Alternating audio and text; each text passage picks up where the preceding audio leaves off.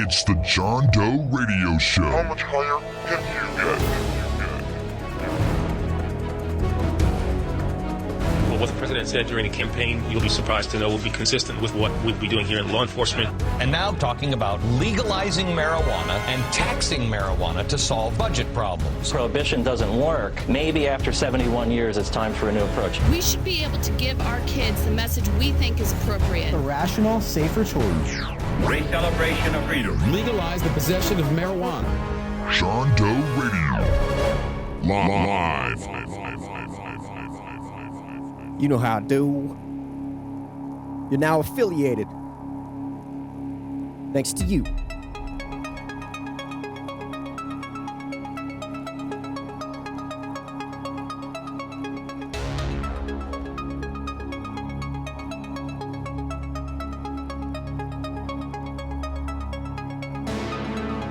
Thank you guys for hanging out with us here on the John Doe Radio Show. It doesn't feel pity or remorse or fear, and it absolutely will not stop ever. Nope. You are dead. Nope. That's how we do here on the JDR. News, cannabis news, and more news today. But a few things to get through first. Number one, I don't want the camera today because I just don't want the camera. So fart couches. That's just how it's gonna be. Some days we'll have the camera, some days not. I don't like the quality of the camera, and I don't particularly like the angle the camera gets on me right now. So until we could get that set up, that's not the important part. Looking at me, that doesn't matter. All right, show your face. Oh, by the way, because we are now affiliated, we are a Twitch affiliate because of you, the listeners of this show. The first ever subscriber to JDR will be my man, Telescopic. Telly, thank you very much for the support. Appreciate you very much. Subscription, the number one, the first one ever. Also got to throw a massive shout out to my man Bike, because technically he's going to be the number one supporter. But, Telly, you the number one Twitch. Get it. That's so cool. I think that's cool. God damn. So excited. But, yeah, we unlocked the affiliate category. We got invited as an affiliate here on Twitch. So, what up, Dret? How you doing, buddy? And that means we have given Twitch payment information and tax information. Basically, I gave Twitch everything, my identity. It's not like my identity is really worth a whole lot, though. So, it's somebody tried to get a hold of that and run with it. Good luck. Maybe you can do something better with it than I could. You know what I'm saying? That'd be funny. Some dude steals your identity and he's like, man, to be honest with you, I felt really bad for you. So I used all my ends, pulled all my strings together to hook you up, bro. Here you go. It's all back. It's all yours again. And in fact, you now have 800 credit. Okay? Don't fart this up. I swear, if you fart this up, I'm calling the cops on you. That you stole my identity now. You know what I'm saying?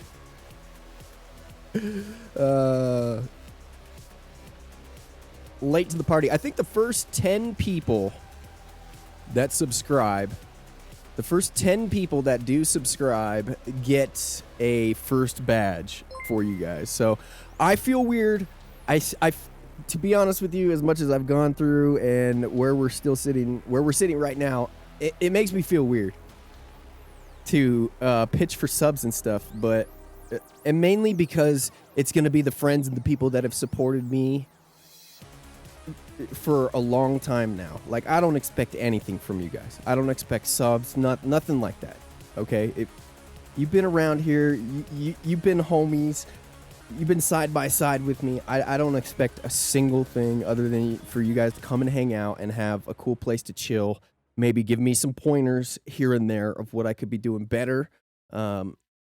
Stuff like that. But when it comes down to asking you guys for anything other than, emotional support. I don't want to do that, and I don't feel comfortable doing that. But it is something cool that we've started here, and, I think the first 10 people do get that first badge like Telly's got.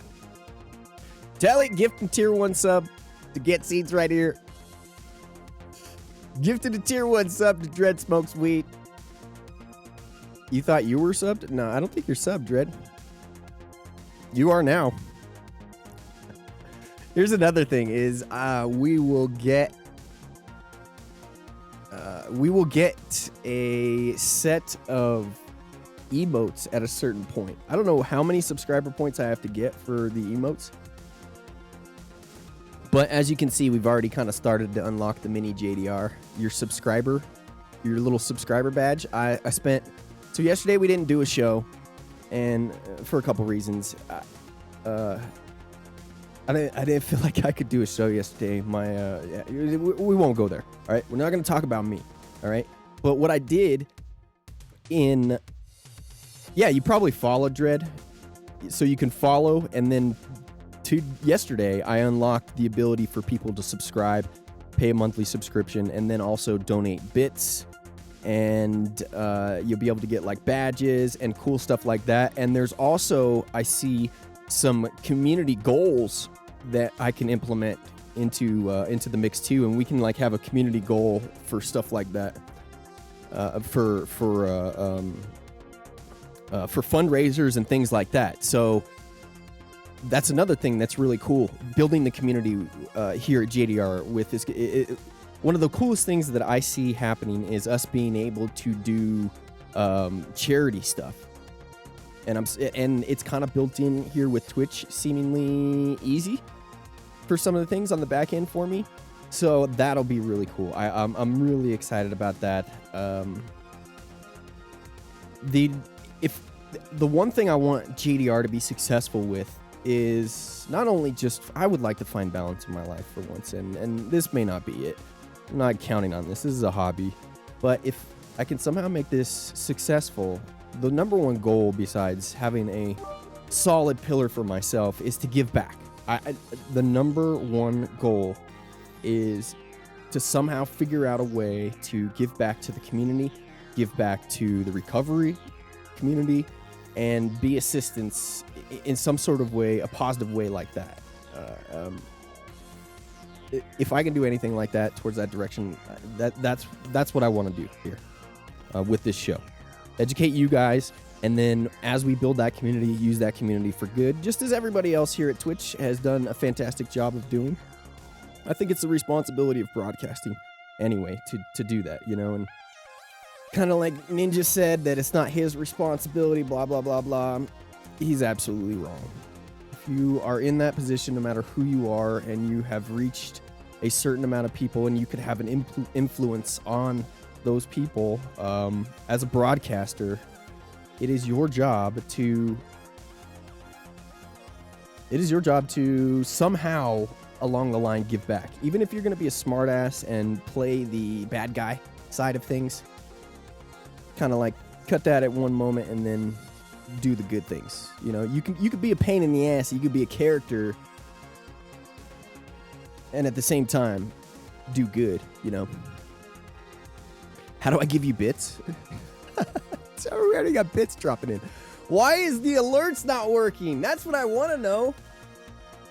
I swear to God, I swear to you guys that I tested the alerts last night. So yesterday we didn't do a show. And what I did go through and do was I created these little mini JDRs that you guys see next to your name, okay? And I snipped out every little pixel, but I didn't hear them. That's the thing. I should be hearing them. Did you guys hear them? Maybe it's too low. The alerts are, the old school JDR, like, where I used to put when I cussed, when I used to edit the shows for radio play and for people to play inside their shops, I would be like this, and they'd be like, that's, I think, what it was. I'll go back and look through them again. Thanks for the pennies, guys. You guys are awesome. Thanks, Dread. Where am I at? I just went live and was like, just kick it, dude. Just kick it. Just have fun. I did have I'm gonna have to shut off the bits for 1 bit. Cheers. If I turn on the audio, maybe it's a good thing that the audio's not on. You guys have found the troll number 1, and that is not the audio that I thought it was going to be, but the audio in the bits. No wonder why Sequisha shut off the shit bits. The 1 bit at a time. You know what? He had a cup in the corner, in the bottom right corner. Sequisha, one of my favorite broadcasters, and if you donated 1 bit, you had the opportunity where the bit came flying on the screen and then dropped. And if the bit dropped in the cup, you didn't get timed out. And if the bit missed the cup, you got timed out for 10 minutes.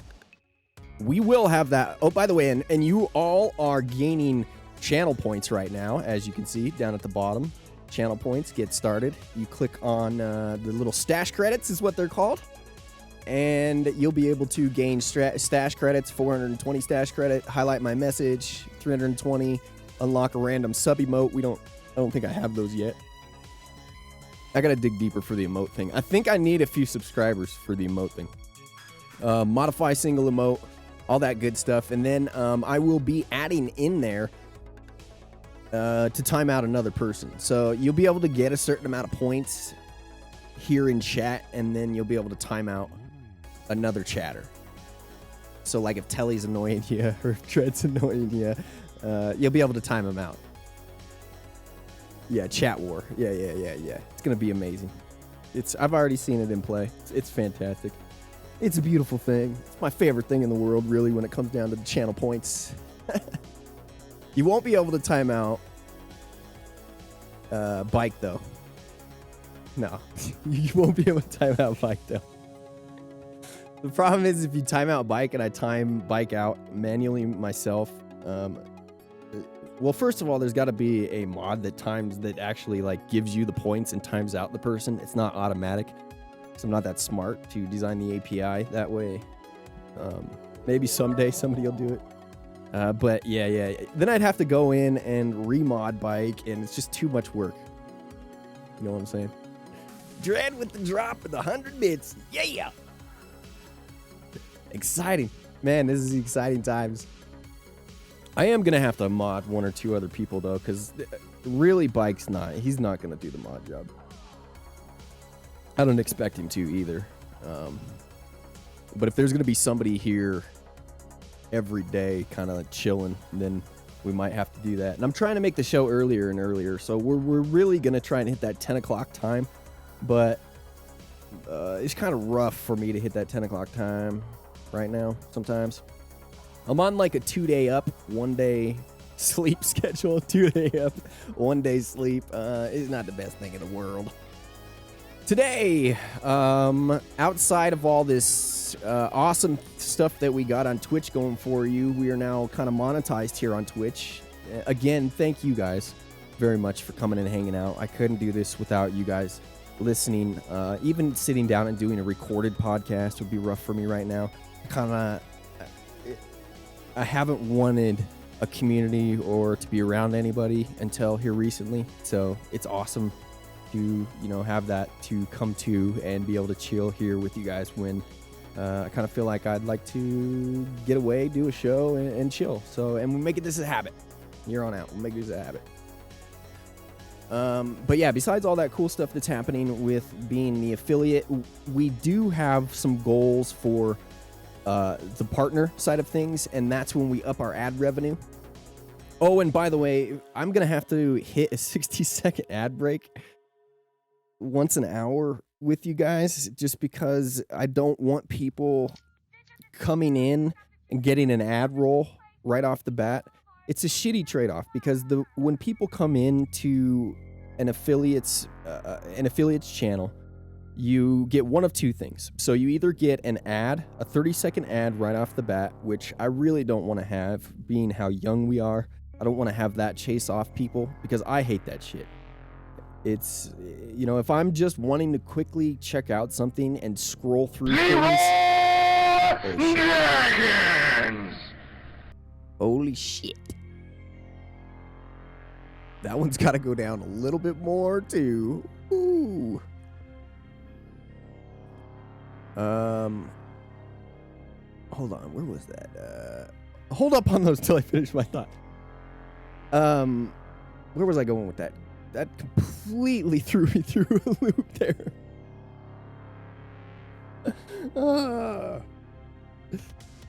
Shit. Congratulations there. That sound alert did exactly what it was probably designed to do. You son of a bitch. It was so loud in my ear. Like, it was just so loud. No, you're good. You're good. What was I saying? The bits, the move. I don't even know, dude. God damn.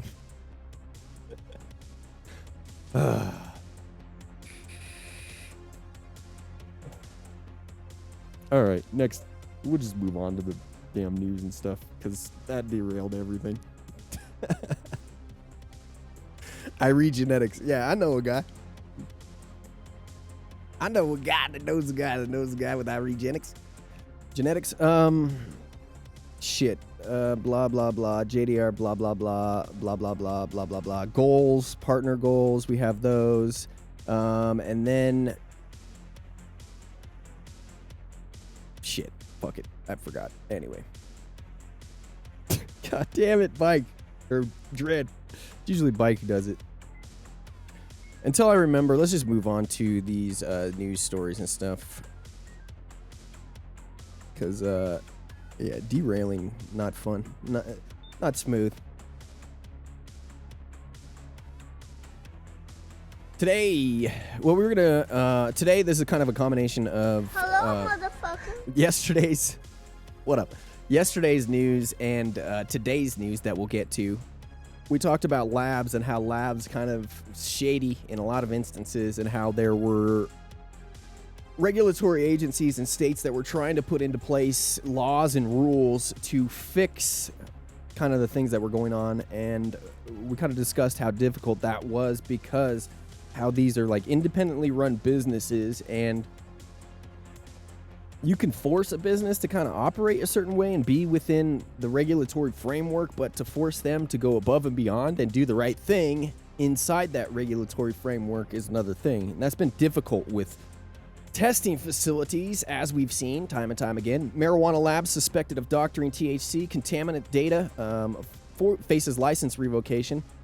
This is in Vegas, and we can add Las Vegas on, or we can add Nevada on the list of states that have had issues with testing facilities. Pretty much every state, you know, even here in Colorado to a lesser extent. I really don't know of any pay-to-play situations here in Colorado with testing facilities. I do know some of them, you know, maybe not have not been able to test for some of the things that they say they've been able to test for, and that's been a slight issue. But yeah, all around the board from top to bottom, testing pretty much garbage. Better than nothing, but it's garbage. And then we also have one in Michigan. Michigan marijuana may be contaminated with mold. Testing labs warn, and some people are saying that there's not enough contamination or there's no contamination, and that these labs are wrong. So we'll get to that, and I think these are important stories to cover, and I think they're something to stay on top of, not because it's something we need to remind you guys about, but just to keep you guys informed on this thing, and then also keep this, you know, at the tip of the sword, because it's something that has to get fixed. At least the pay-to-play situations, and at least not... They have to be able to test for the contaminants. I mean, THC percentage, all that stuff is negligible, and they're within a wide range, whatever. I'm not worried about that. The things I'm worried about are contaminants and then pay to play. Those are the two big things. Tennessee bill decriminalized possession, casual exchange of an ounce of marijuana. And then in Hawaii could legalize psychedelic mushroom therapy under a new Senate bill. Minnesota governor urges lawmakers to pursue marijuana legalization amid budget talks. And a top Pennsylvania official restores marijuana flag after GOP lawmakers allegedly got it removed. those are the stories that we have today and more. Something else I found out when I uploaded the shows to YouTube.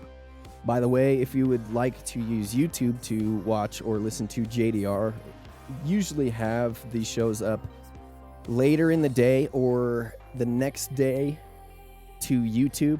But I did find out that just because Perturbator or any other artist is cool with you playing it on Twitch doesn't mean they still don't have rights that are attached to YouTube. So currently none of the JDR shows have revenue on YouTube that are allowed. It's not like they would be, because YouTube's it flagged the 18 and above situation, so I don't think the revenue. We'll have to see what happens with that. Like the first video I uploaded to YouTube, I didn't even put it public, and YouTube came in and said that they reviewed the video and it was 18 plus. So I still have the option to say no on the other videos that were uploaded, but I feel like for the safety of our channel, and because we've had it for so long, there's like 2,000 subscribers on that thing. Not that they're active subscribers or anything, but it's a grandfathered in quote-unquote YouTube channel. It's been around since the beginning, and I don't really want to lose that, so we'll be careful, and I'll put that 18 plus mark on there. It's all about the label handler. Yeah, I'm not worried, because on the YouTube ones, because all it is, we don't own the ad revenue for anything on the video. So when ads play for the JDR, we don't get that ad revenue. So we're going to have to fix that. Going to have to get music that is both covered here at Twitch and then YouTube for revenue-free everything. Which Telly create some music for us. You know what I'm saying? Do it. Again, thanks, Dread, for those bits. Again, thanks, Telly, for those gift subs. Your Graphics, thanks for the follow. Purple Tama, thanks for the follow. Remix Cowboy, thanks for the follow. You guys all rock. But yeah, things are coming to life. There's the cool stuff going on. But the YouTube channel is revitalized. YouTube, JDR. It's got some of the older stuff on there. Older stuff meaning 2015 things that I've done. None of the really great older stuff is on there. So we'll work to getting that up. The data transfer for that is astronomical. So I'll see how I can get that done. It would be just awesome if I could plug in the drive I have with everything on it and just plug it into the computer, and the computer acts as a server, and you can access it from there, period. I know that can happen somehow, but I smoke weed and talk about news all day. Come on, give me a break. All right, Las Vegas-based marijuana testing lab is facing license revocation after state investigators determined it was hiding the presence of potentially dangerous contaminants and also inflating THC levels in marijuana it tested for at least 5 clients. Canix, now Let Us Test LLC. This business deserves to go under just because of that name. They should be ashamed of themselves. Absolutely ashamed of themselves for that name. Go down one more here. There we go. Repeatedly doctored. Dude, I tried to move on from the name. Let Us Test LLC. God damn it. You sons of bitch. What are we doing here? What are we doing? Repeatedly doctored data to reflect higher levels of tetrahydrocannabinol, which gets people high and increases the value of pot. Yeah, it gets people high. Man, it's so funny to read some of these local journalists' descriptions of things sometimes. According to a 44-page complaint released by the Cannabis Compliance Board on Tuesday, rather than protecting consumers through accurate and honest testing, Canix implemented testing processes that were designed to protect the monetary assets of their clients without regard for consumer safety, the complaint said. The board conducted an investigation into the lab in November 2019 and suspended its operations the following month. The recent complaint alleges the following violations by Canix: routinely passing samples that had previously failed testing for pesticides, microtoxins, heavy metals, and microbials, all regulated contaminants. Samples which are supposed to be tested once were sometimes tested up to 5 times before passing, routinely inflating THC levels up to 5% higher than the actual THC levels. THC potency is known to drive higher retail prices, failing to properly dispose of more than 12,000 samples. Oops, sorry about that. Cheered you with my cup there. So what does this mean? Failing to properly dispose of more than 12,000 samples. Does that mean they just threw them out in the trash? And this could mean that they didn't mix the samples up with dirt and throw them in the trash. This could mean a ton of different things. Damn it. One of those articles with the ad block ad right here. Failing to properly train lab employees who were found to lack competency in not only conducting tests but analyzing data. This is not something new, also not something specific to this lab. I would say this is quite popular among testing labs, and even with people that own the lab, this could probably be a case in many instances. Failing to provide proper security and record keeping at lab facilities. Another thing that the labs have issues with. Record keeping and sharing records with other facilities, something that's extremely important that needs to be done. It's silly. Did I say microtoxins? Mycotoxins. They said microtoxins. You're right. Mycotoxins. Spores.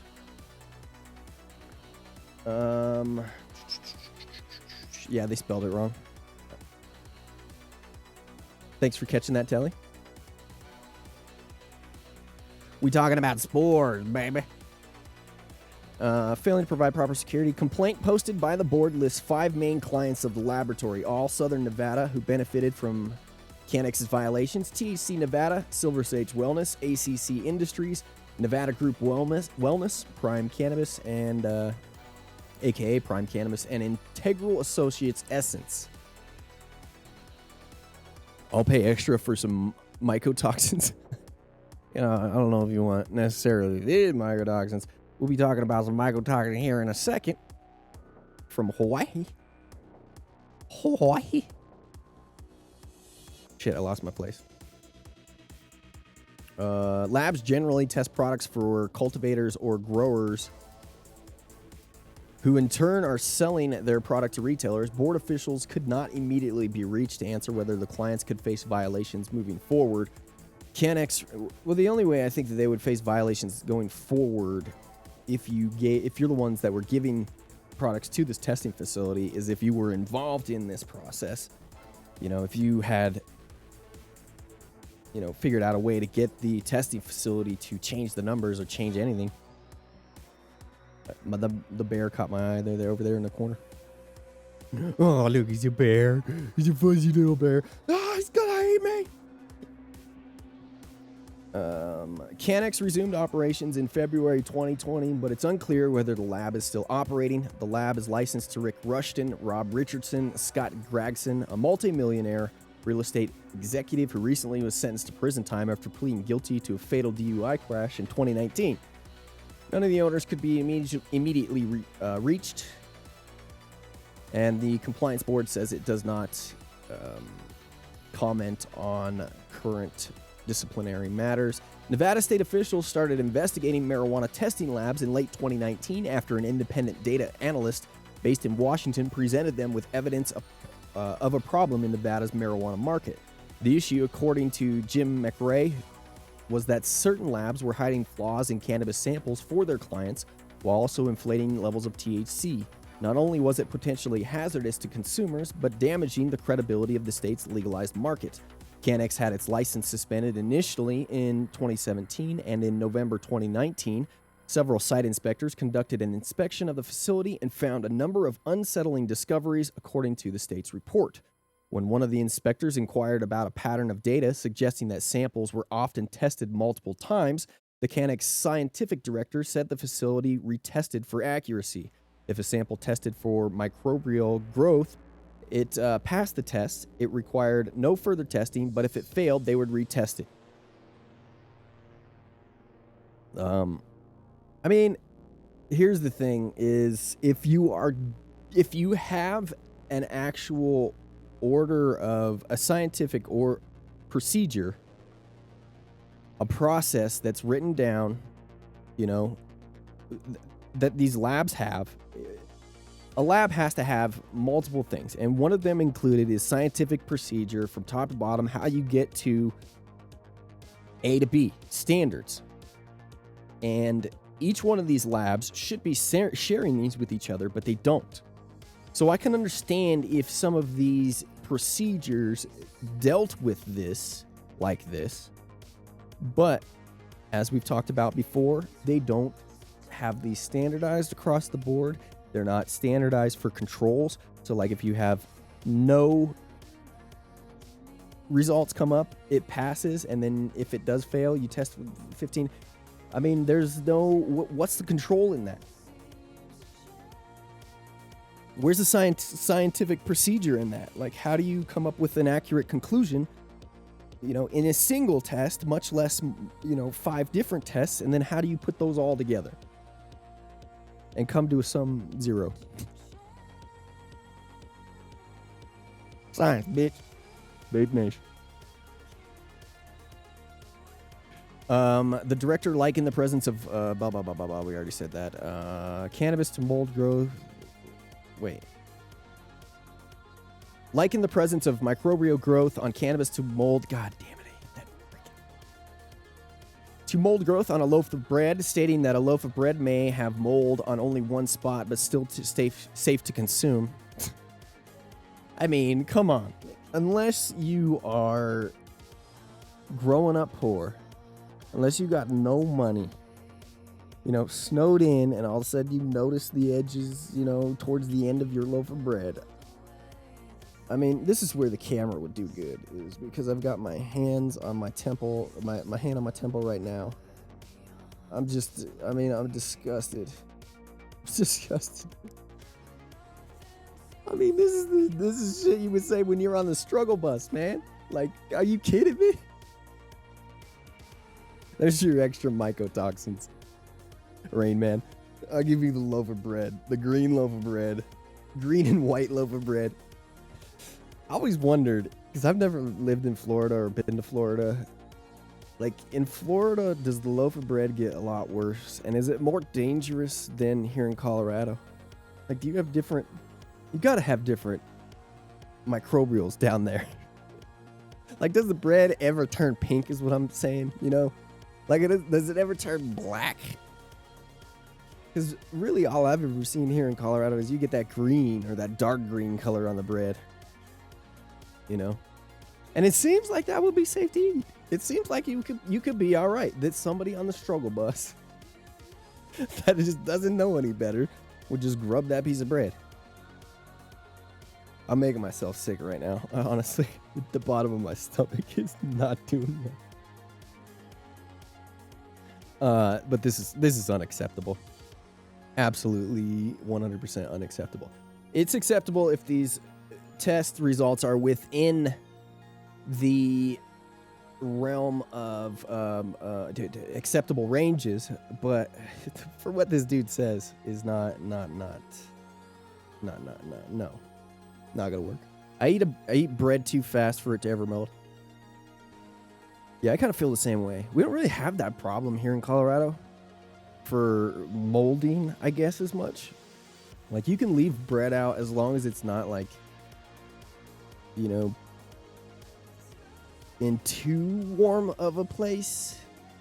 It doesn't get too humid here. It doesn't get too bad. So, like, I have friends that have history in Florida and stuff. You got the fruit flies and stuff. You can't leave like anything sitting in the sink for more than like a couple hours, or like your whole house is filled with fruit flies. We don't really have that here in Colorado. Kind of lucky in that sense. While the director initially told colleagues she was concerned about the lead microbiologist told her they must balance protecting consumers with protecting the business. According to the complaint, the doctor said the same practice was used for testing other contaminants. No! This is wrong. 100% wrong. Additionally, the lab was frequently giving misleading THC readings, with the THC potency increasing over time for their clients as higher and higher results were continually perpetuated. According to the complaint, during the investigation, state officials tested a number of samples already tested by Cannex and retested the samples with another lab. Cannex's THC results were higher more than 80% of the time. Clients regularly receive reports of samples that exceeded levels of 30% THC. Talking about flower here, I assume. Though following the investigation and a suspension of the operations shortly thereafter, levels dropped to the mid-20s. So they got investigated because they were sending out shit that was 30%, and then all of a sudden dropped to the mid-20s. Still mid-20s. Lab also was reporting. I'm a firm believer that a lot of these results are pretty elevated, you know, but at the same time, I think there's like an elevation standard that has happened across the industry over a period of time. I don't think in some ways that, you know, bud has gotten 10% more potent in many cases. You know, the same strains, the same growers, 10% more potent over time. Granted, it is very, very, very possible, but the cynic in me says that this is just not the case in most situations. I would say that it has to do more with, you know, testing and the labs than it does have to do with anything with growers in the most, for the most part. There are exceptions to those rules, you know. There are exceptions to certain situations and certain growers that have gotten better. You know, their facilities kind of like, you know, got things together more. But in most situations, across the board, you know, these people were not going, you know, getting 10, 15, 20% increases in their THC percentages, which in the end, we just are not going to talk about THC percentage mattering all that much here on JDR ever, really. And if we ever do go into THC percentages and stuff like that, obviously we're going to talk to you about how much, just as we did the very second JDR that we did here, that THC just, it doesn't matter, really. It doesn't matter. Something that's 80% THC testing extract, you know, you're going to get higher yourself from something that's testing 60 to 75% THC that has the right terpenes and the right cannabinoid content for you that you found yourself. No one else has told you. Than that 80% straight THC, you know, 90% straight THC, you know. THC, the elevator, the other cannabinoids and the terpenes, the floors, the party that you get off to that elevator. It's so weird explaining that, man. Like, I feel like so many people want to reject that idea, but it would do so much better service to the consumer for dispensaries to adopt this line of teaching with their bud tenders toward their customers. The problem is, man, like for busy dispensaries and for people, they would spend 10 hours sitting there. Like there would be lines out the door. It would just take too long for a sale. And you would get into arguments. It sucks. But that's what we'll talk about more and more. It's not THC percentages. We don't really care about THC percentage. THC percentage is a clue towards the overall quality of a product. You know, something should be testing in this percentage scientifically, and it's an accurate test. Then we can go from there, because really that's all we have to work off of sometimes. And the accuracy of the THC percentages in a lot of instances is off too. So this is the reason why I pay attention to the lab stuff a lot, and we're going to beat a horse to death with this lab stuff and THC and terpenes and etc. So mama said purple punch don't get you high, cause it's got all them stocks and no heads. I apologize. I'm smoking on, dude, so I obviously go super cheap, and I only smoke concentrates. I can't smoke the flower. Even though when I do smoke flower now, I get an amazing high from it, but with my headaches, all the other bullshit that comes with it, it just doesn't work for me in the long run. This Kimbo Slice that I found, super cheap, is nice. Like, it smacks me just right. Ooh-wee. And then another kind this spot down from me has the strawberry lemonade. It never comes out like super great anymore.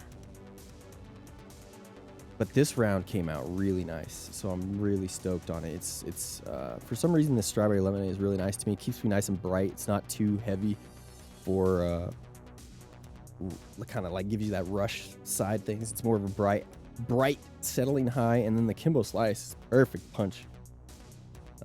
Relaxing right in the chest area and in the legs. I love it. Love it. My favorite all time by far, though, always going to be that Kim, baby. That Kim. I don't know what it does. And then a Han Solo burger. God, that's another one. And then the Crescendo mix. That's another one. Ooh. That whole side of just dirt. That nasty raunchy. You know, you mix anything with the Han Solo burger and it just turns raunchy, nasty, rotten. I like that. I like that. It smells like cheddar cheese and oranges. Cheddar cheese and oranges.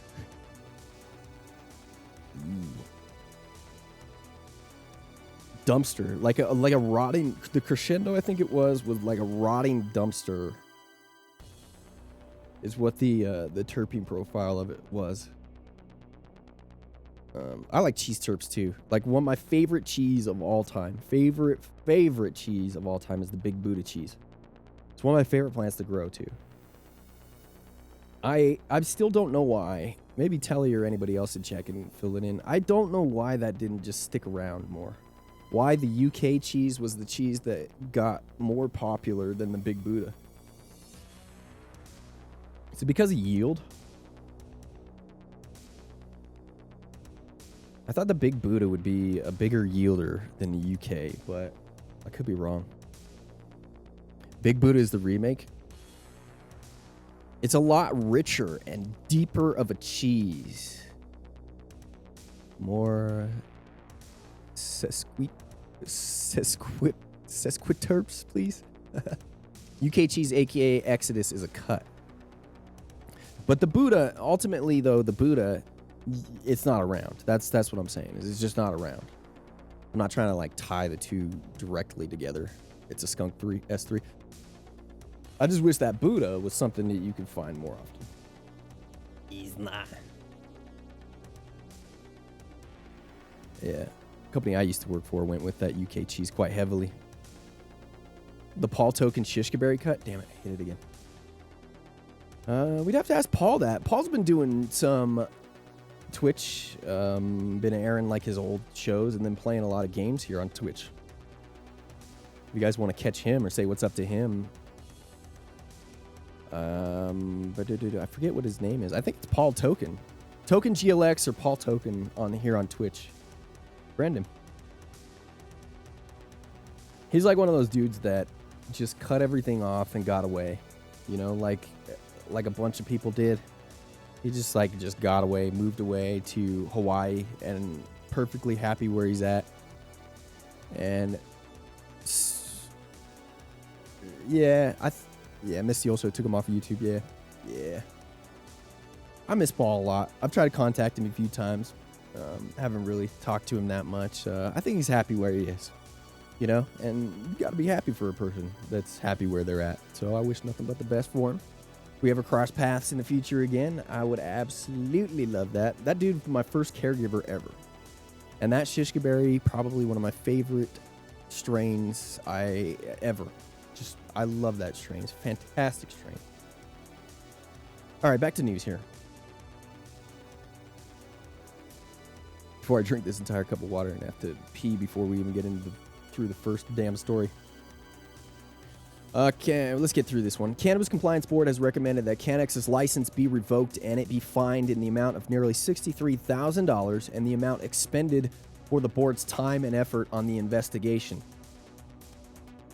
So $63,000 and more The board is additionally recommending the license not to be able to apply for reinstatement, of a license or certificate for nearly a decade after revocation. The board also approved a number of other items Tuesday, including a settlement with Reno marijuana cultivator Herbal Care. The state imposed a 7-year industry ban on its owners, who will pay a fine of $125,000. Man, what's going on in Vegas, baby? Herbal Care had failed to tag and label more than 80 containers of marijuana and appeared to be diverting product illegally, according to initial complaint filed last year. We got fortunate here in Colorado. We didn't see very many of these situations, or at least many of these situations did not get caught. You know, like, if you got away with it, good for you. You got away with it. Son of a bitch. But we didn't really have to face many things like that. We got lucky in that. And the ones we did really didn't shine too badly on the industry here in Colorado. It seems like, for instance, what was it? The Colombian ties for does anybody remember what the name of that dispensary was on the corner of like Federal and Alameda or something? I don't think it was the same spot that Diego is in now, but it was that other one that Anyway, this spot got caught with basically the situation that this company did. It was really one of the only dispensaries here in Colorado that got caught in that situation of diverting things, behind closed doors and being attached to like the Colombian cartel. And then at the very, very, very, very beginning of medical marijuana here in Colorado, we had the Russians, which was something interesting to deal with. It's like no matter where you went, you dealt with a Russian in the beginning years of medical marijuana here in Colorado. There's not many people that were here during that time.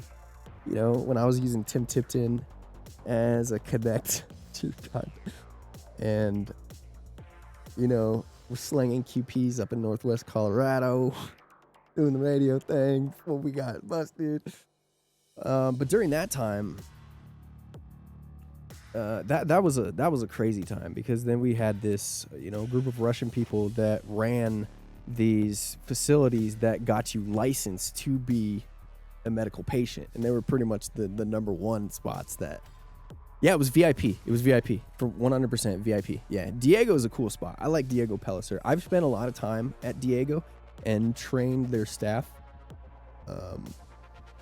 When I was working previous company over a 2-year period, went to their facility multiple times, and they were some of the most plugged in. Like, they would get their staff together there for a meeting. They cared. They sat down, listened, took notes. I really do. The ownership has some of the best customer service. Whether it gets passed down to everybody is another thing, but I do like Diego. Maybe a slightly overpriced. Plus, they have a freaking caiman in the front lobby of that store on Federal. A goddamn alligator. Who was the red-haired guy? Had a fire, moved to Michigan. I don't know. Diego Bayou's now Cookies. Yeah. That Diego never really flipped, I don't think. Like, it was the Diego on Broadway. I don't think it ever really flipped into it. Maybe it was a store for a couple months. Yeah, Pellicer took over the VIP building. Yeah, that VIP was the company that had those issues being connected to large-scale bullshit, and one of the only issues we ran into here in Colorado. But yeah, the Cookies took over that other one. Cookies is also really big in, what is it? Why can I not think of this goddamn store? Native Roots. Native Roots carries Cookies too. So, it's another thing. It kind of took off here in Colorado. Whenever they have a release, they got lines out the door. Ooh, did you hear it? I heard it.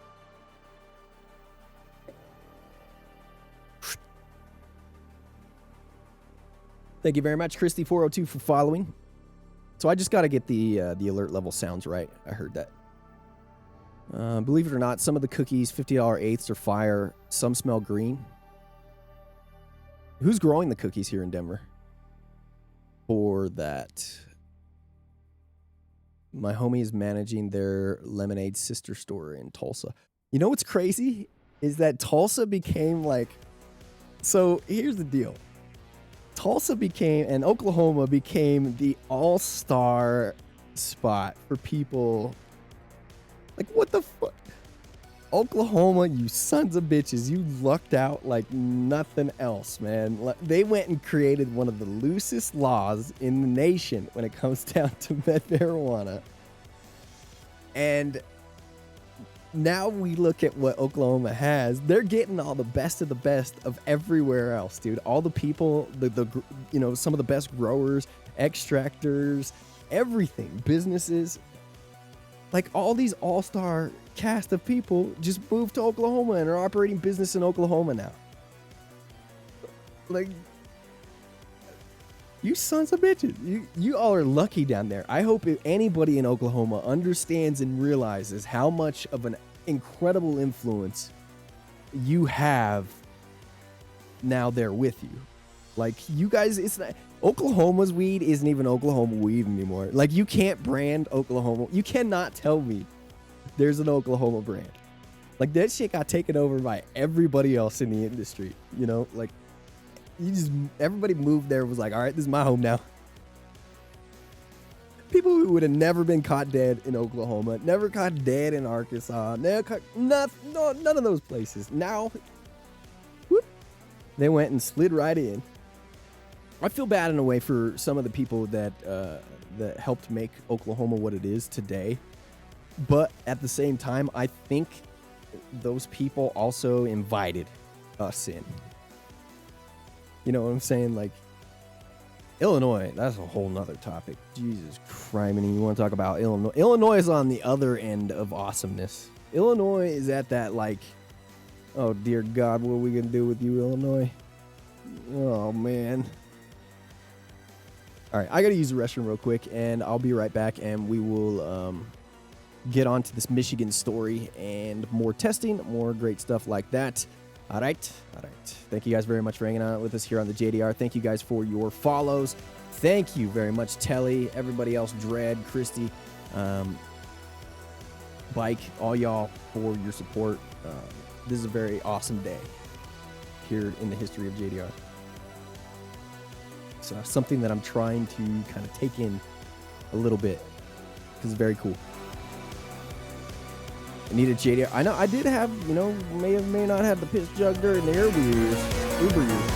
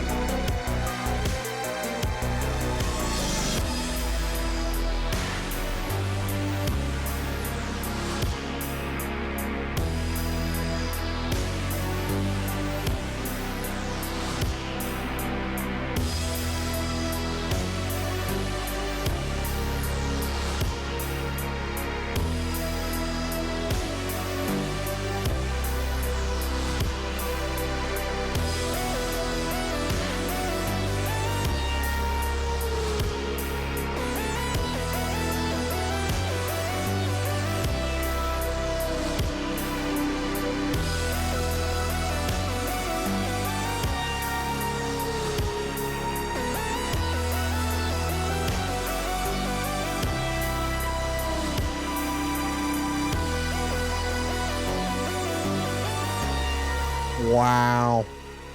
Wow. That's funny.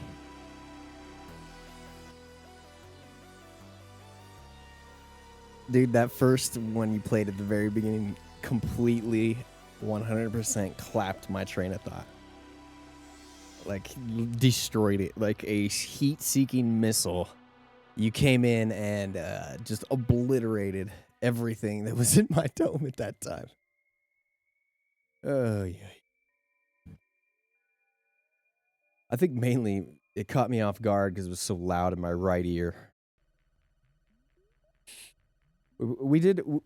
That's the only real train of thought I think we've lost today. You guys can clip my mistakes and all that other shiz, man. Oh, God. Oh, God. You know what would be cool? That I just realized when I was in, taking a piss? Is this show not become a monologue of me just reading news all the time, but me reading news and then talking to chat at the same time. Like, goddamn, you guys giving feedback and it being like a talk show between us. That's a super dope thought, man. That's a super dope thought. I love it. I love it. I love it. I love it. Who should be the first guest, by the way, here in JDR? You sound like you're trying to talk on nitrous when you hit that vape. I know, because it's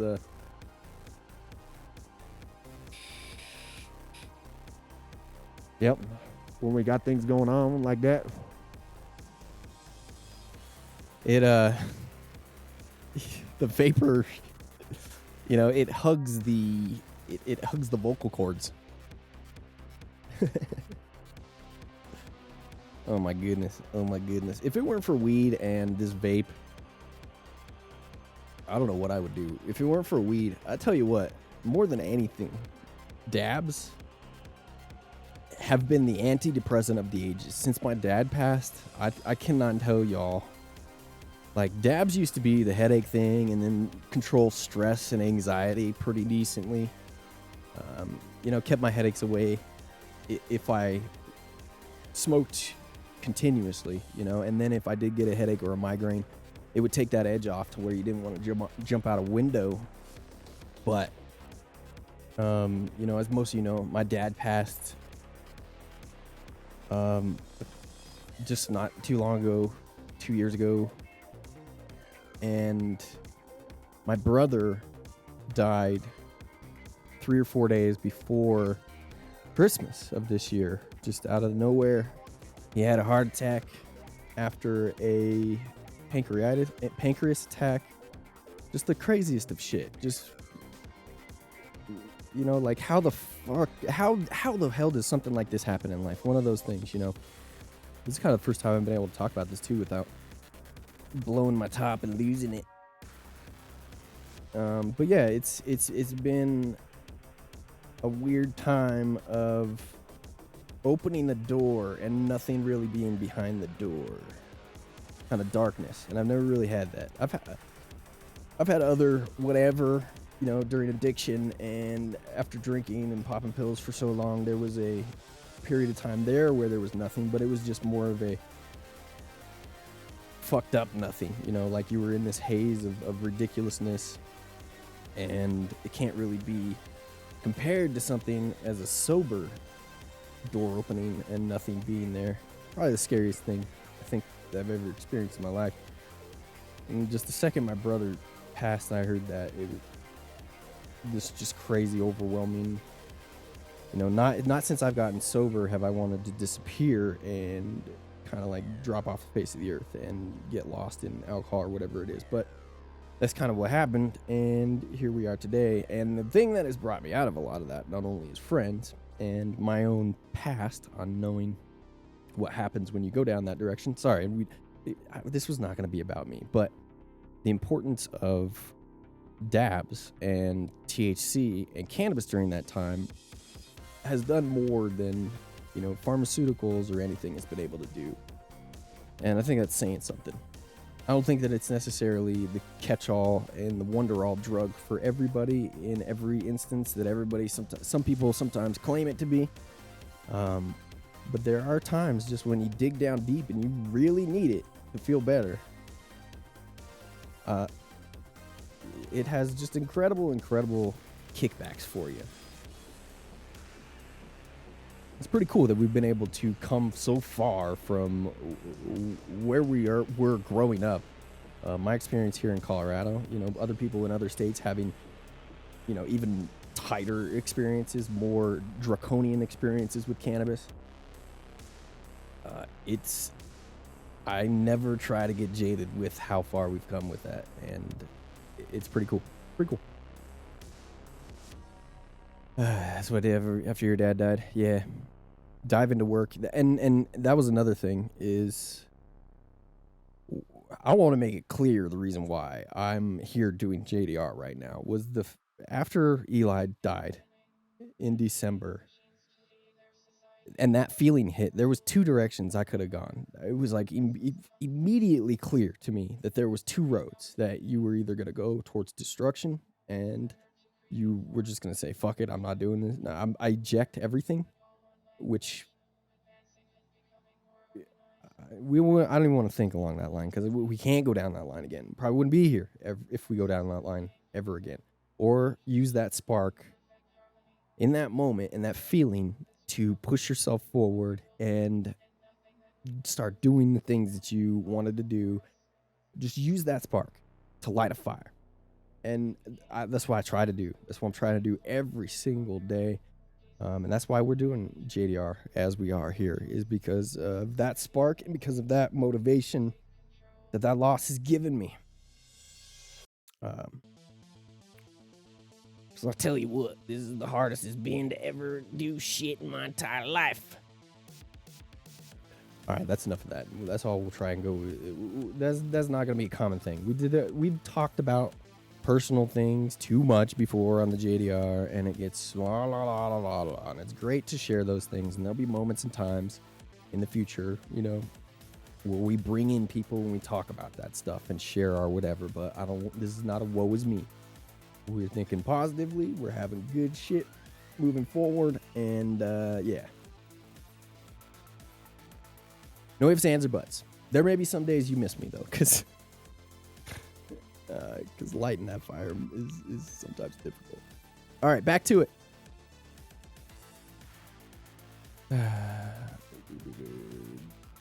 Rayman. Yeah, I've had like 2 mushroom trips lately where I thought way too much about death. Yeah. And then I also want to give a shout out and pay my respects to a very, very, very good friend here of the JDR, Sean Moore. And you guys may remember back in the day we had Chaz on the show, and Chaz died of an overdose 2 weeks ago. And that one kind of hit me pretty hard because we're kind of close with Shan. Call him Shan. Name's Sean. But Shan on Facebook. We're pretty close with Sean over the years through my recovery process. He's always been, someone that's been a champion of me. And obviously, with Chaz, try to stay in touch with him. And we had him on the show. He had that problem with his diaphragm where, he'd have these hiccups basically and uncontrollable, and was pretty heavy advocate of cannabis, was on, like CNN and MSNBC and all that stuff. So it has been rough. Why we all got to stick next to each other. Marijuana for sale in Michigan contaminated with mold and yeast. A group of cannabis testing labs is warning. Moreover, the state is no longer allowing a specific marijuana testing method. But the Michigan Cannabis Industry Association said Wednesday it disagrees with the lab group's findings, saying the state's move to pause one of the methods to test for contaminants was made out of an abundance of caution, and there's no evidence that pot is actually tainted. From our perspective, there has not been any indication there is contaminated product in our system, said Robin Schneider, association's executive director. The issue, she added, is an ongoing scientific debate and not a public safety matter. Excuse me. Chocolate milk coming up on me. Because the lab tests were not done with regulatory oversight, the results were questionable, Schneider said. Detroit dismisses, no, that's for that one up there. Pot contamination is a serious concern. Pathogenic microorganisms on cannabis can be harmful if inhaled, especially if taken as a medicinal product by a cancer patient receiving chemotherapy who may have a weakened immune system. Going on with the argument of the last article that we talked about, that director of that lab and the people at that lab talking about how the bread, was still good even though one piece had a contamination on it. We're talking about people that say this cancer patient doesn't have their med card for some reason, or it's expired, or whatever reason, and they have to go to a recreational spot, Like, that's why it's important for there to be this this standard across the board with quality and the assurance that a consumer is going to be getting the products and the quality of product, the safety of product that they deserve in the end, because you never know who could be buying that. All right, and you just if there's a way that you cannot take that chance, don't take that chance. Last year, state regulators recalled marijuana products sold at dispensaries in Detroit and Kalamazoo after the products failed lab tests for mold and bacteria, and in Lansing because of chemical contamination. The Michigan Information and Research Service reported that Ben Rossman, the founder of the Michigan Coalition of Independent Cannabis Testing Labs, said there is a ton of contaminated cannabis on the shelves. He said at his lab, PSI Labs in Ann Arbor, had tested and found tainted pot. Rossman, when reached late Wednesday by the Free Press, said his lab had been testing cannabis since 2015. He said his lab conducted studies for 8 to 12 months and found traces of mold that had not been detected by one of the state tests. He said that the disallowed test resulted in false negatives, which means moldy pot passed the test. All right. Now, before we get too much deeper into this, once again, this may be an issue of standards being held across the board. Of one facility having thresholds or scientific procedures of the way that they test cannabis than the different facility. When we had talked about testing, I think the first or second day, we opened up the JDR News again this round. We talked about how I was surprised a little bit of, this lab had released how it was doing the testing, that it was like grinding up samples and then doing this with them and then doing that with them. I don't know that I've ever seen the scientific process, scientific procedure for testing, for test samples publicly said like that anywhere. I mean, I've been close to these situations, and I've talked to people how they do these sort of tests, and it didn't sound like the exact same way that they do tests in every facility, because they don't do tests the same in every facility, which is what I'm getting to, is like none of these places do this shit the same, so they're going to come up with different results. But if the mold is there and the mold is testable, and this guy is saying that, look, this is the way that you do it and the way that you get results, let's look into that. But his way could be false positive, whatever. God. Sometimes I wish I was an evil genius who could just come in and take over this testing facility world. It'd be like the Elon Musk of cannabis testing. God. If you don't follow Elon Musk on Twitter, you are doing yourself a disservice, man. The state marijuana regulatory agency, however, had little to publicly say about the issue. There's no product recall at this time, they said in an email to the Free Press. As always, any consumer should report any adverse reaction to the marijuana products to any retail location to the MRA. The agency added in its email that the letter it sent last week disallowing the use of what is called qPCR to test for mold was in response to the ongoing validation of test methods for total yeast and mold and is not related to specific test results. Let's look that up real quick. Let me flip here. So Google here so we don't pull up anything that we shouldn't. Real time. Let's see. A real-time polymerase chain reaction known as quantitative. Is that how you say this? Polymerase. Polymerase chain reaction, laboratory technique of molecular biology based on the polymerase chain reaction.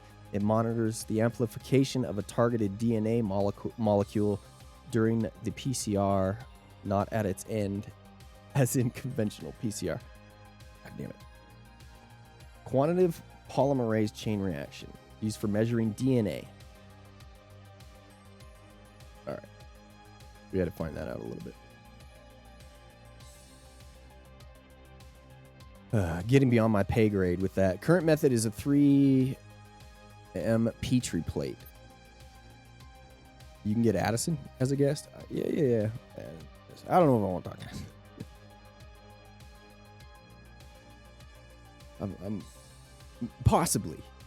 Addison, is he still involved with testing facilities?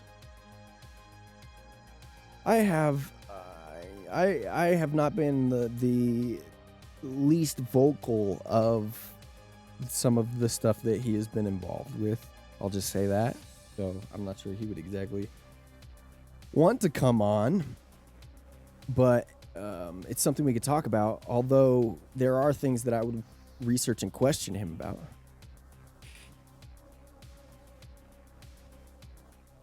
Yeah, the Steep Hill situation. Steep Hill played part into some of these misinformations, in my opinion. But that's neither here. We won't go into that because that's a touchy subject, I feel like. God damn.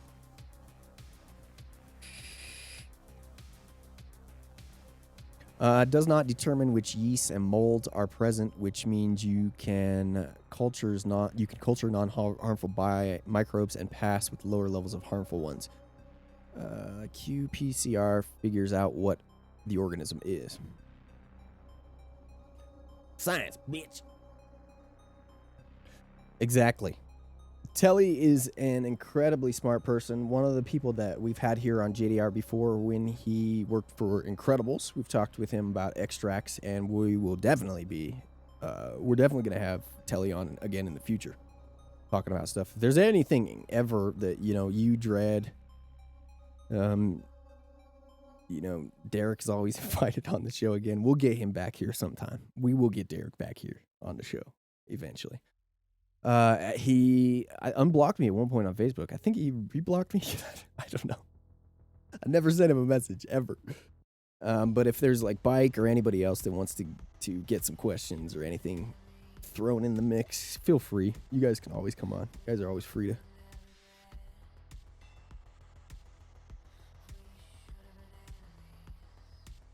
All right. Next story here. Minnesota governor urges lawmakers to pursue marijuana legalization amid budget talks.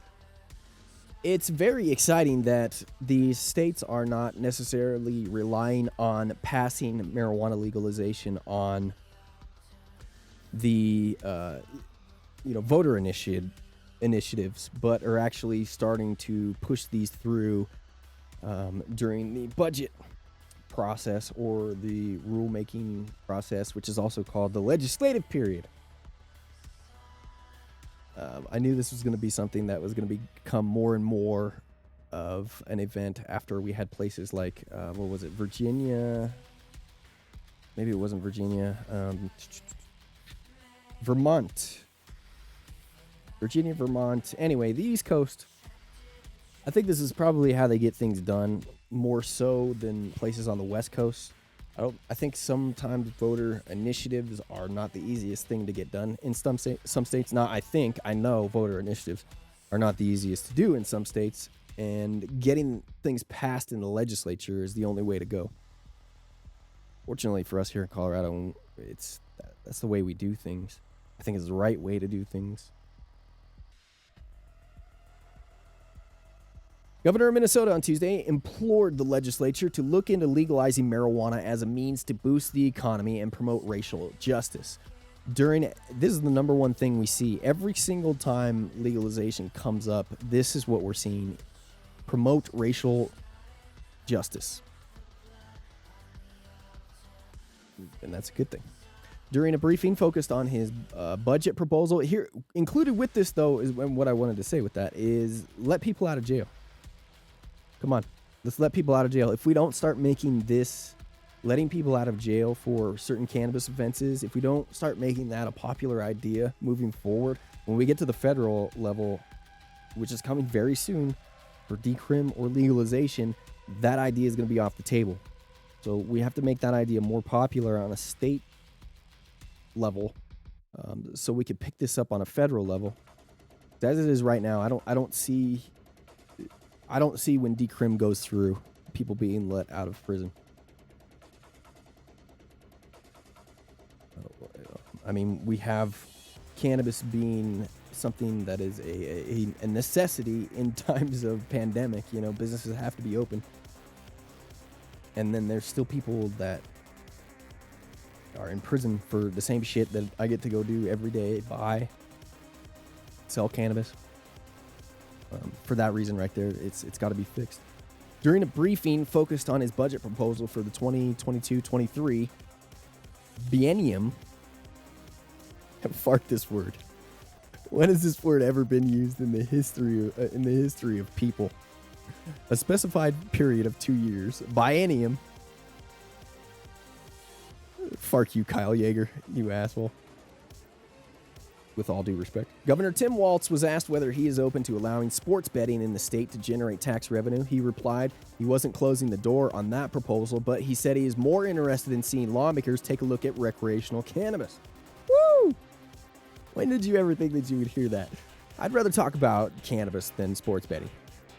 Woo! That's beautiful.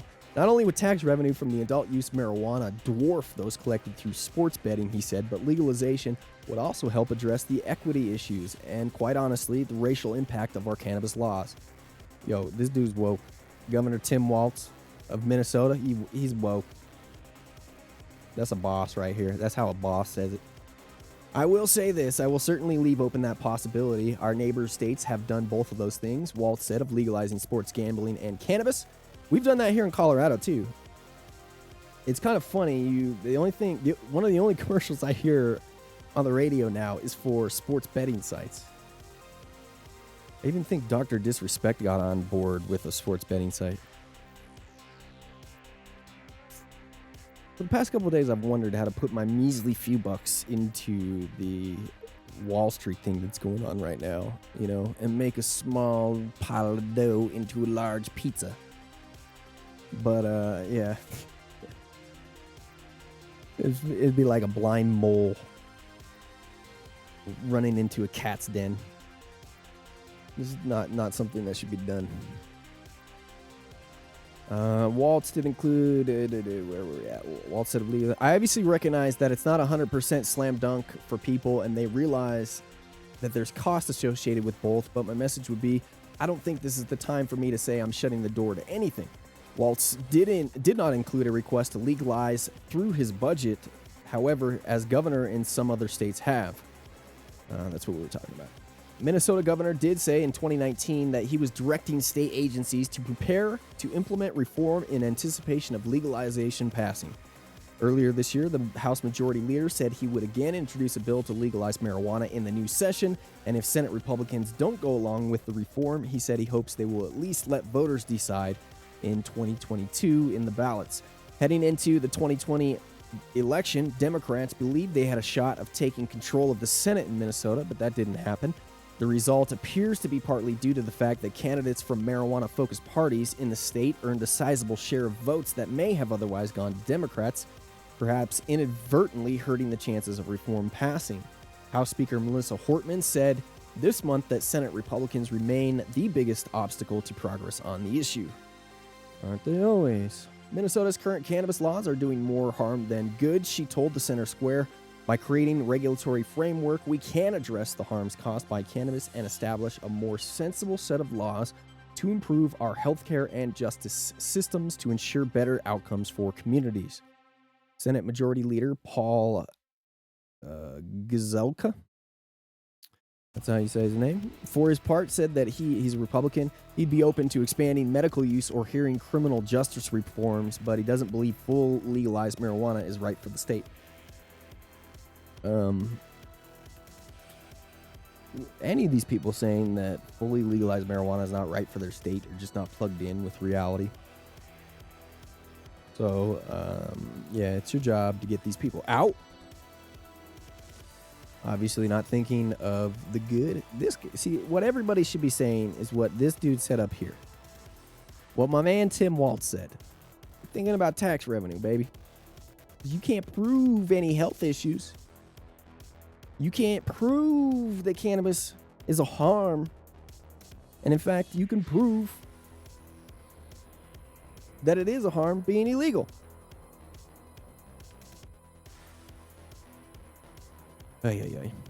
Other states that have legalized marijuana are having issues with public safety. No, they're not, he argued, and we are concerned that we haven't fully seen this, how this works with employment issues, education outcomes, and mental health. Wait, hold on. What I need is, see, we need a new board, and then we need one of these things right here. I can program one of the little soundboards to do this.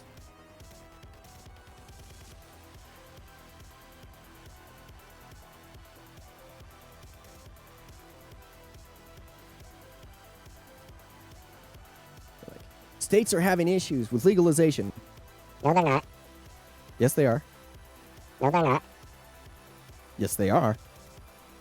No, they're not. They are. No, they're not. All right. I thought that was funny. Maybe you didn't think it was funny. Last month, Minnesota House Select Committee on Racial Justice adopted a report that broadly details race-based disparities in criminal enforcement and recommends a series of policy changes, including marijuana decrim and expungements. That's what we're talking about right here, baby. See, every single one of the analysis that comes out for legalization, and whether it be for marijuana or for medical marijuana or for recreational cannabis, one of the things that comes with that is expungements and letting people out of jail. Another factor that might add pressure on lawmakers to enact the reform is the November vote in neighboring South Dakota to legalize adult cannabis use. Also next door, Wisconsin Governor Tony Evers is pushing lawmakers to enact marijuana reform and recently said that he is considering putting legalization in his upcoming budget request. Once again, big thanks to the Marijuana Moment for these stories and more. You can go to marijuanamoment.net, and on the right side, where the hell did they go? It was here yesterday. Anyway, they have an awesome Patreon at Marijuana Moment, and that's where we get all our news, and that's where you should get your cannabis news. You can donate to Marijuana Moment if you would like. Say thank you to those guys, Tom and Hell, and the crew over there for putting together this incredible news wire of information. Stuff like this. Top New York lawmaker says passed legislature's marijuana legalization bill before governor negotiations. Let's check this one out. This was new. I didn't see this earlier. Legislature should first move to pass a marijuana legalization bill that she introduced before entering into any negotiations with the governor's office. See, we've been talking about how the New York governor introduced this silly idea of legalization. There were so many problems in the bill that there's zero chance that this bill would have made it to pass. There was way too much fat to trim off in the bill in order to even get through a committee and argue that way, much less passed in the House and the Senate. It's come on, dude. Give something that's almost finished, okay, and where it includes only minor adjustments, not things that are huge. I don't know why New York hasn't learned. The past 3 times that they've tried to pass legalization or make changes, they've just introduced this fat. And this just fat. It's like a little piece of meat on it. And then slowly they've tried to trim away at the fat and didn't have enough time to get to the piece of meat before the legislative session was over. Here's that Patreon thing, by the way. Governor Andrew Cuomo included a proposal to legalize adult use in his latest budget request released this month. Several provisions. See, it doesn't even sound like it was a proposal. It sounds like it was something that was like an idea. Several provisions of the measure have already proved controversial with advocates and would likely lead to a standoff with legislative leaders. Exactly what I've said. To prevent another breakdown in negotiations over the details, as has happened in the last 2 times. 3, the governor put legalization in his budget request. Assembly Majority, is the previous med, I think that I'm talking about. Assembly Majority Leader Crystal Peoples Stokes. That's a dope name, Crystal Peoples Stokes. Said the legislature should start by passing her legislation and then work with Cuomo's office to find middle ground.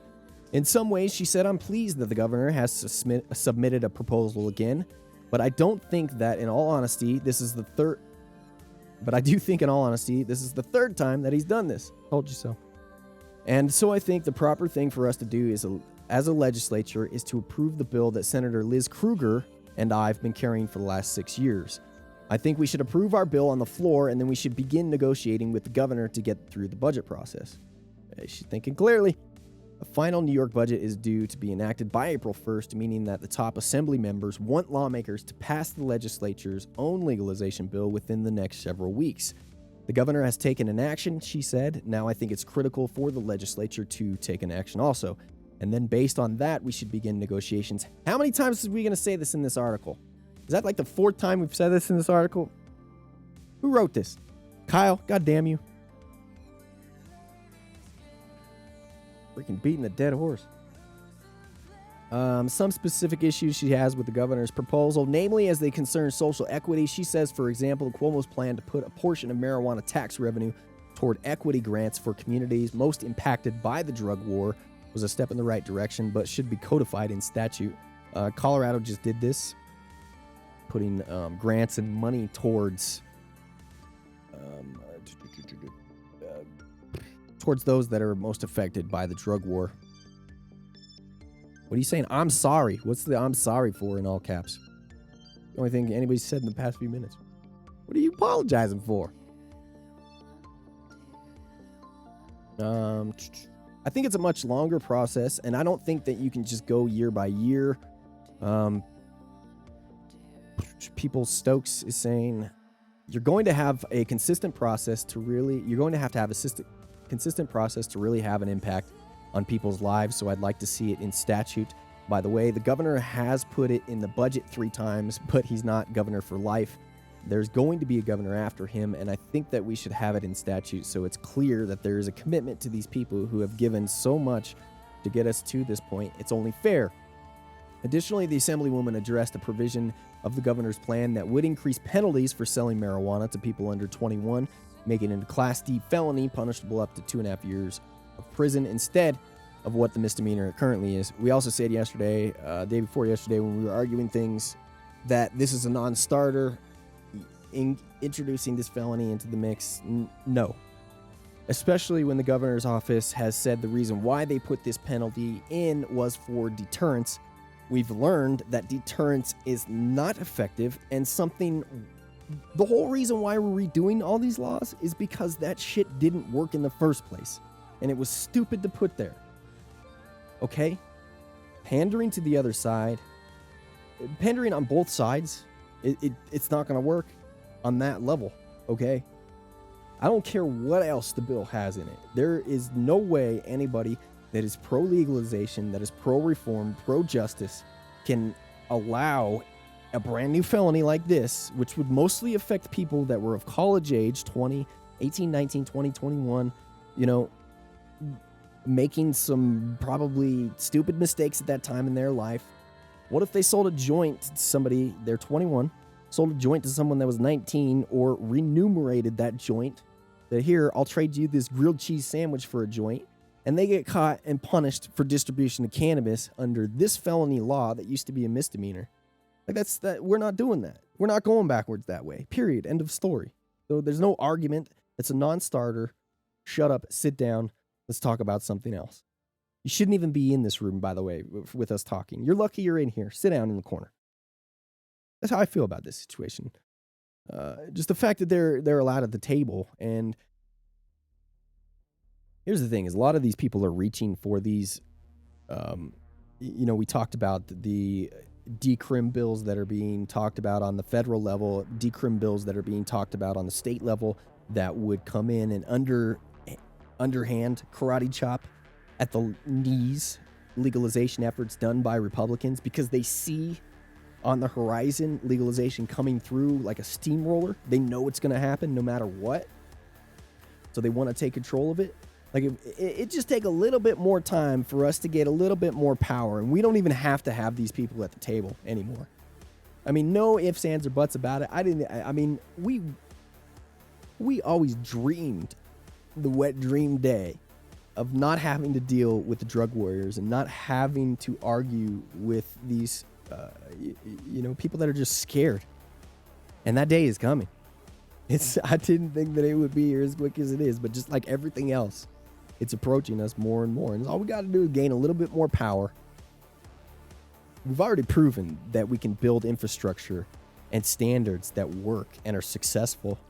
We have people in this industry that have gone from grassroots activists to business owners and leaders, on a political level. We have people that have owned dispensaries. For instance, Ian Sieb started all this, here in Colorado, helped start the dispensary thing here in Colorado.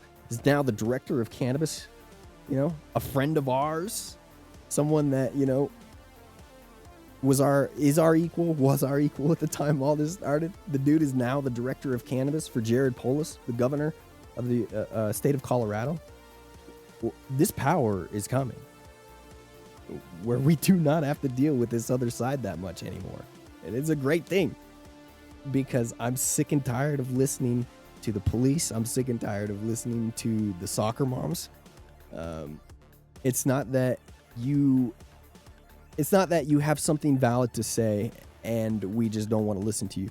It's that you have nothing valid to say for the future.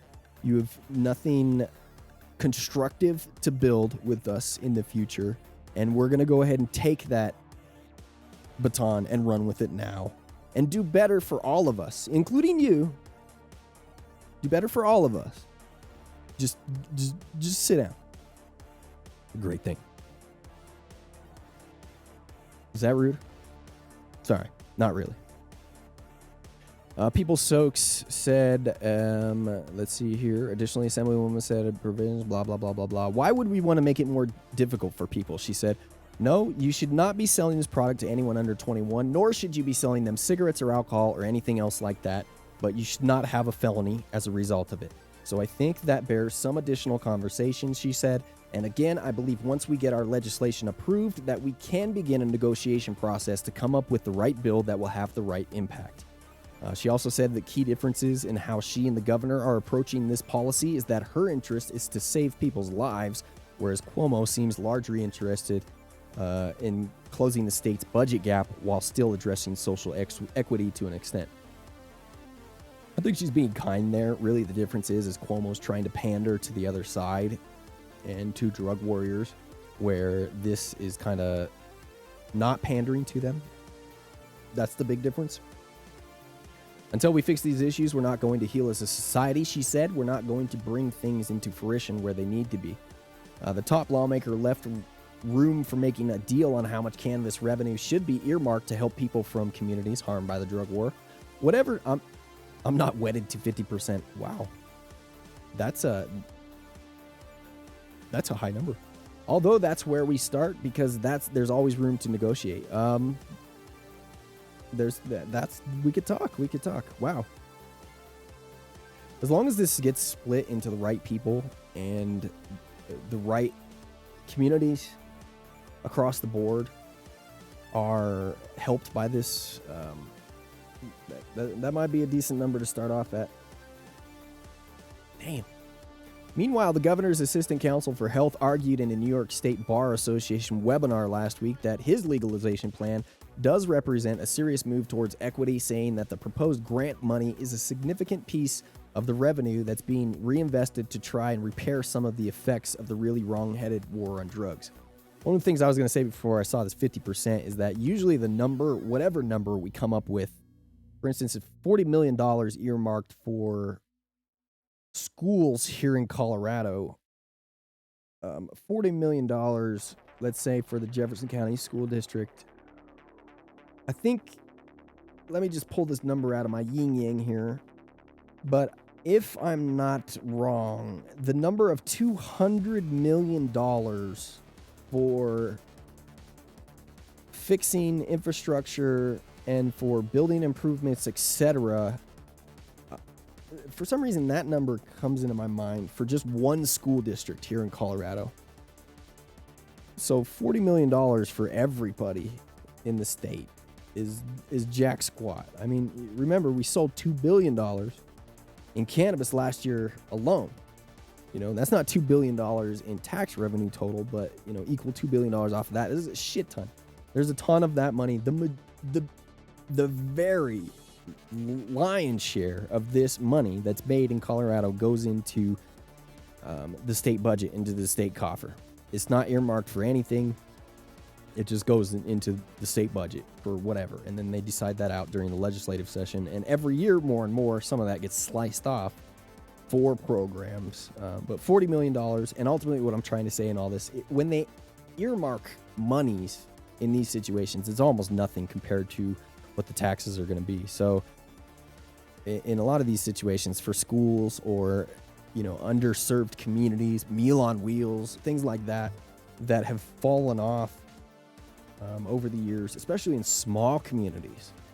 We're talking like assistance for, because small communities have shrunk over the years, the taxes that come in, new taxes, are so important to keeping programs that are good for these communities.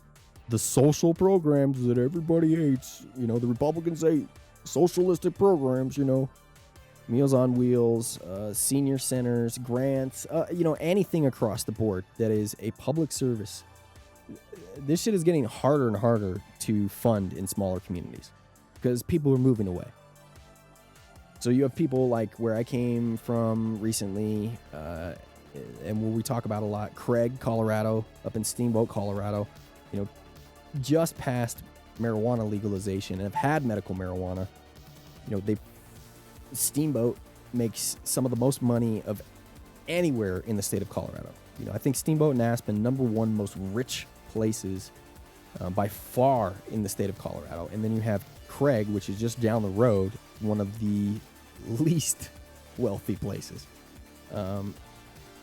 So people that are open-minded, people, you know, and then people that are closed-minded. Finally, those closed-minded people added marijuana legalization into the mix. And basically, the legalization taxes from stores they're setting up there, shout out to my man, Sean, and the Honey Bear Apothecary up there has been approved. You know, these places are going to save these towns because a place like Craig not going to have a mine anymore after a couple years, which has basically kept that place alive. And now having cannabis taxes added into the mix, gonna make up for that. So, granted, more people are probably gonna move away because there's more jobs that were available in that mine than there were, you know, for these dispensaries. But that's a whole nother topic to get onto.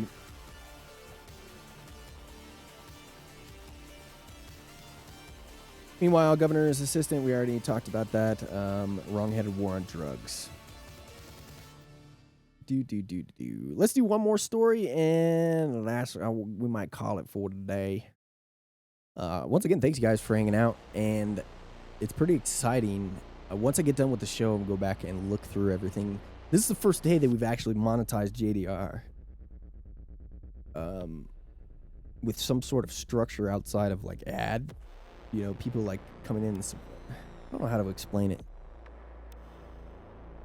Through subscriptions, it's new. It's exciting. That's pretty cool. I wonder why Telly is the only one that has the one by him. I wonder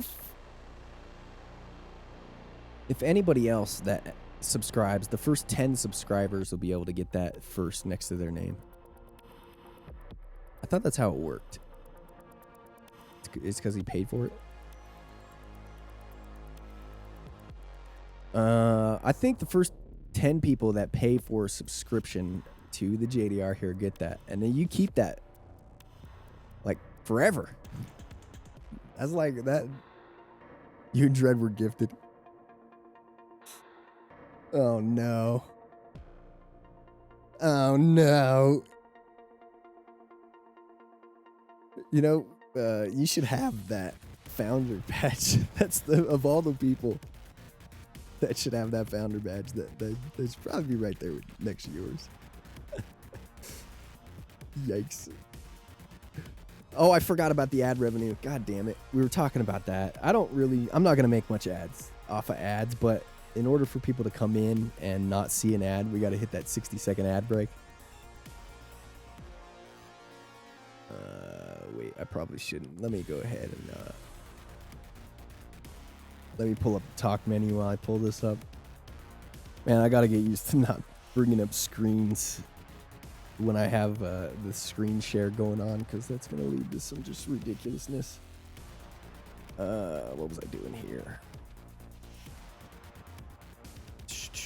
Let me see if the emote thing's here. I got to add a bits tier emote. Oh, okay, I get it. So here we go. So unlock progress. We get one emote slot. Here it is. I think I can show you guys this. Shouldn't be a problem. Is there anything like, nope, I don't think this would be a problem. So this right here, this is our progress mission. Get 15 subscriber points. Reward one emote slot. So we'll get one emote slot as soon as we hit 15 subscribers. We're at 3 right now, thanks to Telly. Telly blocked you. I know. I saw that and I was like, oh man. You got cock blocked. I wonder if you gift or if you like subscribe. It won't let you subscribe if you're already subscribed.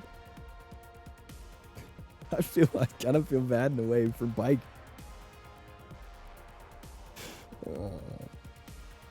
I should have messaged you last night and been like, hey, you could subscribe. Be the first.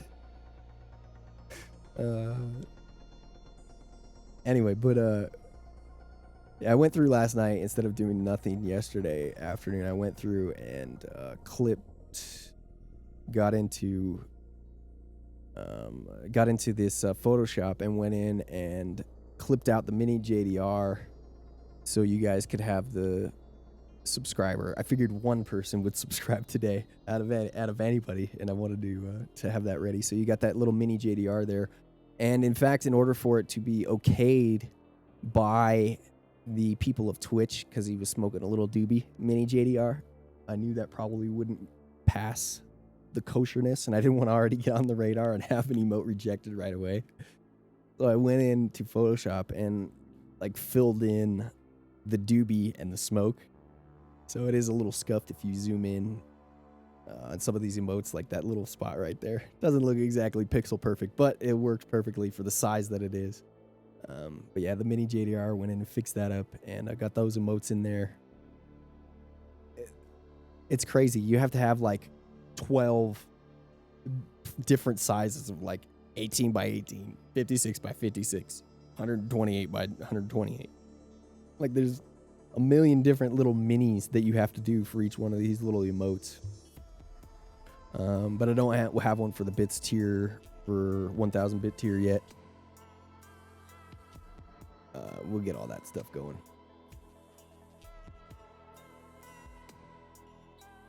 But thank you guys. Appreciate y'all. Now that we have the affiliate thing, the next step is partner. That's a 75 viewer average. We're not going to worry about that shiz until we really get to that point. Now it's just going to be worrying about keeping the show going every day, quality, adding interviews into the mix, and just trying to do better that way. And then now I can maybe play video games on the page too. If I was playing video games before and doing the show at the same time here, the average viewer would have been like 0, and then we couldn't have got that. We had to keep the average viewer above 3 to get the affiliate. We got that shit in 7 days, as quick as you could get it. Now, granted, I've had this account for a while, and we did have some follows, but Just the fact that there's like, 5-10 people in here listening to us every day. And, now we kind of started on the road towards monetization and good stuff like that. Building the railroad tracks. That's cool. It's exciting. All right. Last story here. Top Pennsylvania officials. This is an interesting story. This guy right here is flying an LGBTQ flag and a cannabis flag. He used to have the same exact cannabis flag. I don't know where it went. Lieutenant Governor John Fetterman's marijuana and LGBTQ flags are waving again at his Capitol office after state officials removed them Monday night, alleging at the behest of certain GOP lawmakers who feel allegedly at the behest of certain lawmakers who feel strongly about the activist decor. The day after their removal, the lieutenant governor proudly announced on Twitter that he'd restored the flags, one rainbow themed and the other displaying cannabis leaves. I really can't emphasize this enough. My issue isn't with the individuals that came to take them down. They're kind of caught up in the middle of it, so it's not them. I assume like people were told to go do it, and it was like those people could have been like, no. And they probably would have get fired, the janitors or whatever. Fetterman told Marijuana Moment, but the Pennsylvania GOP exerted enough pressure and made enough drama, so they felt that they needed to do something and took them down. When I realized that, I just put them back up. The flags have been an unusual source of controversy for some members of the legislature. In November, Republican lawmakers passed budget legislation that included a provision targeting his cannabis-themed office decor, making it so only the American flag, the Pennsylvania flag, and those honoring missing soldiers could be displayed at the Capitol building. That is absolutely silly and ridiculous. So fucking silly and ridiculous. We have what's the word I'm looking for? We have a tradition here in Colorado that certain bills that are passed, people can bring in a flag, and then that flag is flown over the state capitol for a certain period of time when that bill has been passed. For instance, here in Colorado, when we passed hemp legislation, a hemp American flag that was built, handmade built American flag, by Adam Dunn's mom and some other people worked on this. This flag was flown, and then it was taken down, I think, a couple times and put back up through some bullshit arguments. But that flag's flown quite a bit above the state capitol. I think it's been given back at this point, and I don't think it'll fly anymore. But I could be wrong. But yeah, we've had some cool stuff like that. So things like this, it's a big thing in capitals, and it's a big thing for tradition. And it's kind of silly that they would do this. There's one great way to get them down for good, and we can end this, the lieutenant governor said, and that's by enacting legislative reform. I shouldn't have to be this way. These are not controversial things. These are very fundamentally American things. It's freedom related. It's individuality related. It's jobs. It's revenue, he said. These are not controversial, but these flags are controversial. For the party that thinks it's A-okay to talk about how an election that was secure was rigged, they sure have a real thin skin when it comes to free speech. A spokesperson for the State Department of General Services confirmed to Marijuana Moment that it was tasked with removing the flags and did so in order to comply with Section 1724E of the Fiscal Code. Asked whether lawmakers from the legislature's Republican majority influenced the recent action, the representative repeated, "All I can say is the Department of General Services removed the flags to comply with the code law." Marijuana Moment reached out to the offices of the Senate Majority Leader and House Speaker for comment, but representatives did not respond at this time. Defying the flag order is par for course for Fetterman, a longtime marijuana reform advocate who is weighing a run for U.S. Senate. His enthusiastic embrace of the issue has often put him in the spotlight, and he said he'd take the advocacy to Congress if he's ultimately decides to enter the race. "I'm the only person that's actually called out my own party for its failure to embrace it when it is appropriate," he said, referring to his repeated criticism of the DNC's rejection of a pro-legalization platform. 100%. "There has never been or would ever be a more committed advocate to ending this awful superstition over a plant for the United States." On his campaign website, Lieutenant Governor touts his role in leading a listening tour across the state to solicit public input on the policy change. He noted that following his efforts, Governor Tim Wolf announced his support for legalization for the first time. It remains to be seen when legalization will happen in Pennsylvania. However, despite Fetterman and Wolf's support for legalization and the pressure they're applying on lawmakers, convincing the Republican legislature to go along with the plan remains a challenge. Fetterman has said before pursuing reform through the governor's budget request is a possibility, but in the meantime, the administration is exploring the constitutionality of issuing a wholesale pardon for certain marijuana convictions and charges. Then we talk about the history, blah, blah, blah, blah, of what's happened here. Majority of Senate Democrats sent Wolf a letter in July arguing that legislators should pursue the policy change in order to generate revenue and make up for losses during the COVID-19 pandemic. So this is another thing.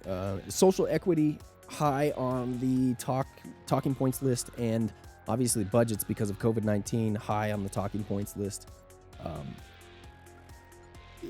In none of these places do I think that their ability to pass legalization and a form of regulated, some form of regulated framework that would allow those sales to happen anytime within the next year to 2 years is very slim. Like, they talk about this is a great thing, and in the long run, it'll bring them in money. But unless you're Arizona, who's the pimp of all pimps when it comes down to getting voter legislation put into play, November and then last Friday, that short period of time, nobody's done it that quick. Nobody's even come close to putting it into place that quick. So until that can happen a second time, and we are not left with like this year to 2 year out, we're still hammering out the process. We're still accepting licenses. We don't know how, jumping over hurdle after hurdle after hurdle. The argument for helping the COVID-19 pandemic is a little thin. This is more of something that we could do for social equity and give people, more investment and a better feeling, re-encouragement to invest in their government. The government's doing good things for you. Please don't hate us completely. This type of shit. That's what we need to go towards. You're not telling me nothing. I'm not going to believe that you can get your budget together and sales together quick enough to be able to affect the COVID-19 pandemic. It's just not going to happen. All right, that's going to do it for today. Thank you guys very much. You rock. Holy shiz. I'm going to think about the first interview when we get that rolling here. I don't know who I want to have yet. I don't know. I absolutely do not know. Kind of clueless on that. I've got a few different ideas. Jared Polis on the radar too. Should be coming on soon. Kind of hard to nail down that dude right now though. He'd really be the first person I would like to have here, and we're trying to make happen, but we'll see what happens with that. That getting the governor right now on a podcast to talk about just random stuff, probably not the easiest thing in the world to do. I would suspect they're making themselves not very accessible in some ways, and might be a little bit easier than a lot of people have for me to get a straight answer. But maybe we'll get that person who can give us the straight answer on and talk with him. Because really, when it comes down to it, getting Ian Sieb on here and talking with him about cannabis reform and what's going on in the state of Colorado and his history, probably more valuable right now than even getting Polis on. Even though Polis, bigger name, it would carry like crazy and it would be good for numbers. Really, the talk is with Ian Sieb. That's really who we want to go in and talk with. So, all right. Have yourself a fantastic day. We should be back again tomorrow with more JDR. If you guys have any suggestions, comments, concerns, please let me know. Down below the player is the Twitter link and is the Discord link. And the invite for Discord is open. Just click on the Discord. It'll pop it up. You can join the JDR Discord, and that's where you contact me. If you'd like to send me any information, questions, comments, heads up, whatever it is, Discord is where you're going to do it, or you can PM me on Facebook, but I really try to stay off Facebook as much as possible. It's just a bummer. There's nothing good on Facebook. All right. Have yourselves a great day. Until tomorrow, I am John Doe. You guys are excellent. See ya.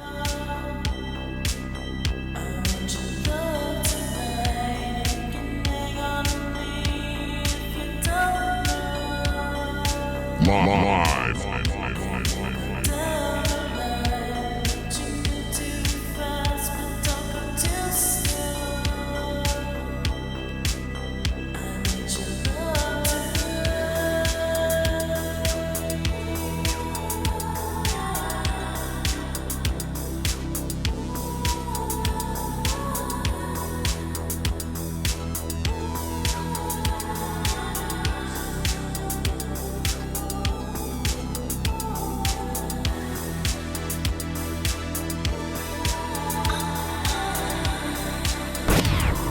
Listening to the John Doe Radio Show.